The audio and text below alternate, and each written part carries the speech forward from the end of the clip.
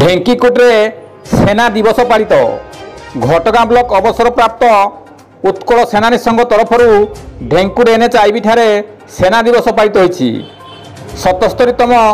यही सेना दिवस में घटगाँ सेनानी संघर कार्यकारी सभापति तथा उपसभापति बलभद्र महाकुड़ नेतृत्व नहीं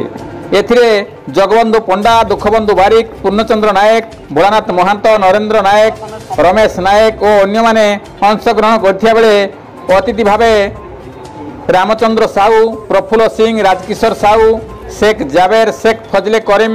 सांबादिक कविंद्र राउत, सांबादिक संजय साहू प्रमुख जोगदेई एवं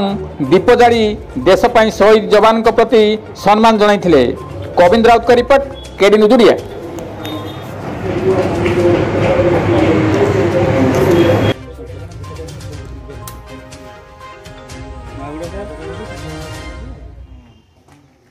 दीपोड़ा कोड रखिए लाइन में रख आइला दीपोड़ा कोड रखिए लाइन में तले रख